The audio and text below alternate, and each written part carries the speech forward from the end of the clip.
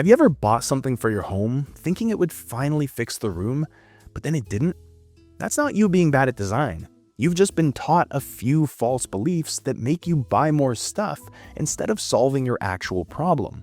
So in this video, I'm going to bust 5 interior design myths that quietly waste your money, and I'll show you what to do instead so you can make decisions with confidence and create a home that actually feels like you. So most people assume a beautiful home is something you buy, like it's locked behind a certain income level. And based on a lot of the interior design content you see online, including mine by the way, it's easy to think, well, of course it looks like that. These people spent a fortune. But let me ask you this, you ever notice how some homes feel designed the way a great outfit does? Not because it's pricey, but because it fits? That's because that high-end feeling isn't coming from high-end price tags. It's coming from a few decisions the homeowner got right. And here's what no one tells you. You can spend a ton of money and still end up with a room that feels awkward because even beautiful furniture looks wrong when the scale, placement, or lighting is off. But that's actually good news because it means that the opposite is true too. You can spend very little money and still create a home that feels incredible if you get those fundamentals right. So just picture 2 living rooms. In the first one, the owner splurges. Designer sofa, statement chairs, and plenty of expensive art. But the rug is too small, the seating feels disconnected, and the only light is coming from a single ceiling fixture. That room's gonna feel cold and unwelcoming. But in the second room, the owner's on a tight budget, but they nail the fundamentals. A simple, comfortable sofa placed in the right spot, a well-sized rug that anchors that seating area, multiple warm lighting sources that make the room feel inviting, and a layout where everything talks to everything else. That second room will almost always feel more designer because the room has a plan and everything is pulling its weight. But this is the trap people fall into. When a room doesn't feel right, they blame their bank account and say, if I could just afford a better couch and better art, then my room would work. But what they usually need isn't better. They need clearer layout, clearer proportions, and a clear plan for lighting the space. Because when you get those right, people walk in and assume you spent way more than you did because clarity is a proxy for luxury. So this is the takeaway. Focus on the small number of things that create the biggest transformation. Layout, lighting, and scale. That's how you get a high-end home on a low-end budget and squash myth number 1, which is that you need a big budget to have a beautiful home. But myth number 2 is even more sneaky because we've all done it. You're scrolling Instagram or Pinterest, you see a beautiful room, and you think to yourself, I want that in my house. And it feels logical because if it looks amazing in a photo, it should look amazing in real life too, right? Well, here's the catch. A photo is not a room. It's a single angle of a room. And that difference matters more than most people realize for a number of different reasons. Reason number 1 is that cameras are liars. Online photos show you one perfect viewpoint with controlled lighting and intentional styling.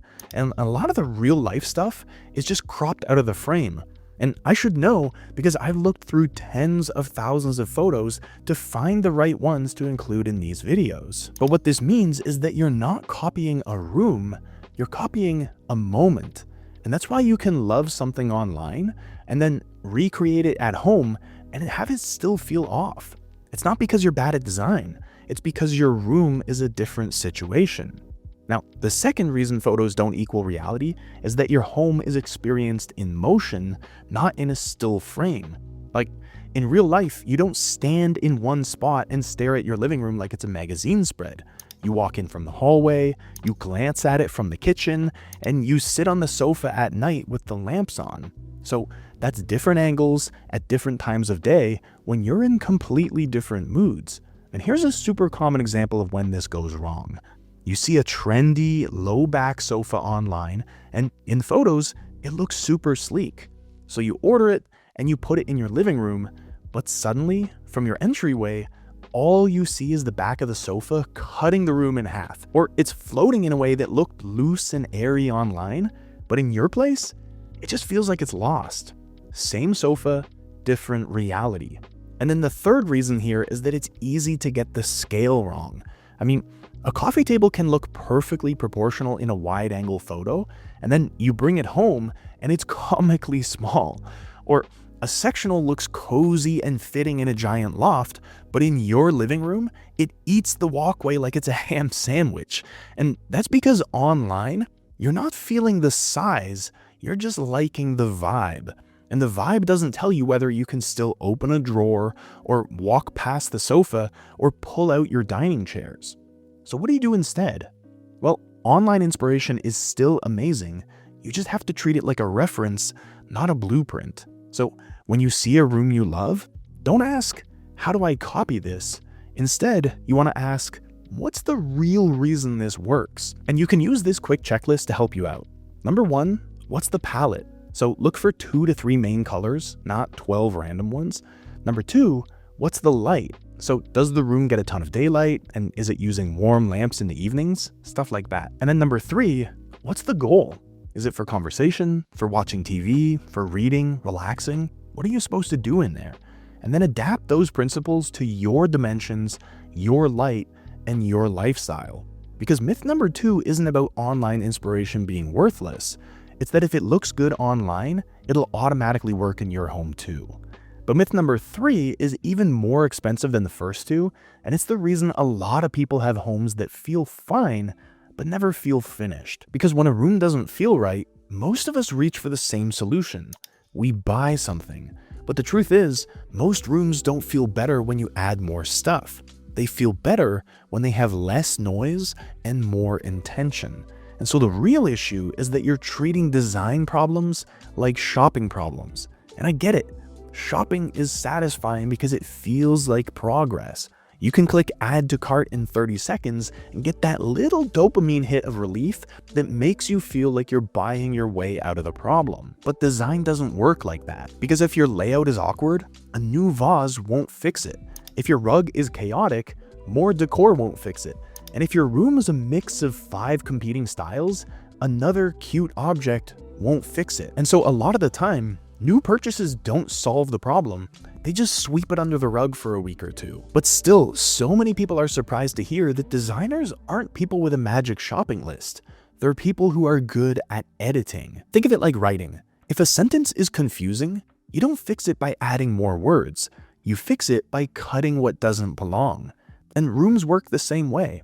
Let's say your bedroom feels crowded and it just stresses you out. The most common instinct would be something like, I need more storage. So you buy a shelf, some baskets, and maybe an ottoman. And now you have more stuff, taking up more floor space, holding the same amount of clutter. But the actual fix might be removing the chair that only holds your laundry, donating the clothes that you no longer wear, and rearranging the furniture so you have a clear path from the door to the bed. That's not a shopping list. That's an editor's cut. So the next time you feel the urge to buy something for your home, do this first. Remove one item and don't replace it for 48 hours. So that can be an extra side chair, a pile of blankets, an unused lamp, or just anything else you've got in your space. Because if the room feels calmer and more pulled together after that item is removed, it wasn't solving a problem, it was the problem. And then keep doing that, ramping up the velocity until removing more stuff stops giving you those marginal returns. Because after you edit your space like that, shopping becomes easy because you're buying to fill a real gap. So yes, sometimes you do need to buy something, but the order matters. Edit first, fix the fundamentals, and then start shopping. And that's why myth number 3, which is that every design problem has a shopping solution, is wrong. But almost everyone makes this next mistake when they're trying to finish a room, and it usually makes the room look worse. Because when you see an empty spot, your brain generally goes, oh, we should put something there. So you see an empty wall, and you want to hang something. You've got a bare corner, so you add a plant. Because deep down, a lot of us believe that if there's a blank in our homes, somehow we're failing. But here's what high-end interiors understand that most people don't. Sometimes the most designer thing you can put in a space is nothing. Not nothing as in unfinished, Nothing as an intentional breathing room, because empty space makes the things you do have look better. Just think about an art gallery. The walls aren't covered edge to edge with paintings. There's space around each piece, and that space is what makes the art feel important. Or think about a conversation. If someone talks non-stop with no pauses, it's exhausting, even if what they're saying is interesting. The pause is what gives the words weight. And a room works the same way. When everything is filled up, nothing stands out. And this is a big reason people walk into their own home and feel on edge without knowing why. Because when every surface has something on it, every shelf is packed, and every wall is shouting for attention, your brain doesn't know where to rest, and the result doesn't feel finished, it feels restless. But this is the part that trips people up, because a blank wall can feel unfinished, or it can feel high-end, and the difference between them comes down to how the rest of the room holds up. Because if a wall in your room is empty and the rest of the room is sloppy, then that emptiness feels like you forgot to finish the job. But if the rest of the room is really well put together, then that same emptiness now feels like confidence. It's a statement that I don't need to prove anything here. So here's a super simple way to practice this without overthinking things. Pick one surface in your room and leave it clear. It could be a side table, a section of one of your shelves, or even a stool in the corner, and then just live with that for a week. If your first instinct is that it looks bare, don't rush to fill it. Instead, just ask yourself, does this emptiness make the rest of the room look better? Because a lot of the time, it will. Now, to be clear, this isn't about making your home sterile. Too much emptiness can definitely feel cold. What we're aiming for here is balance, cozy and personal, but with enough breathing room that the empty space feels deliberate. So the next time you catch yourself thinking, what should I put in this spot? Consider opting for nothing.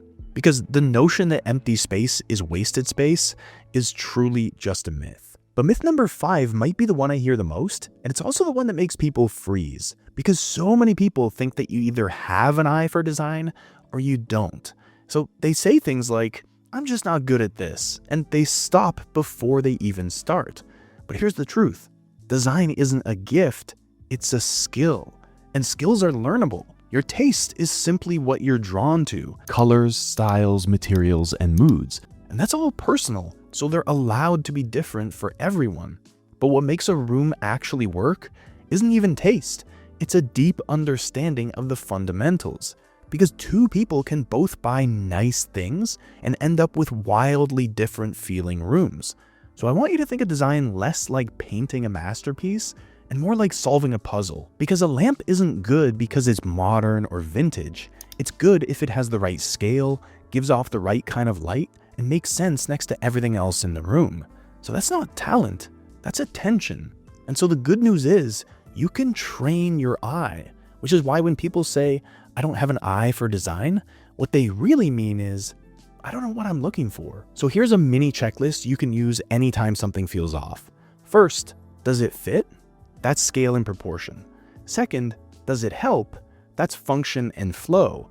And then third, does it connect? So do your colors and materials repeat in a cohesive way? If you can answer those 3 questions, you can make great decisions even if your style is still evolving. And this is why design gets easier with practice, because you start noticing things like the room feels busy because nothing is repeating, or the corner feels dead because it's missing a light source. That's not inborn talent. That's learned awareness. So no, beautiful homes aren't reserved for the people with perfect taste. And that's why myth number 5 is wrong. Design isn't about taste. It's about learning principles you can actually use. But principles only work when you know why they work and when to use them. So watch this video next where I'll break down the psychology behind great interiors and show you exactly how to apply it in your own home. Psychology.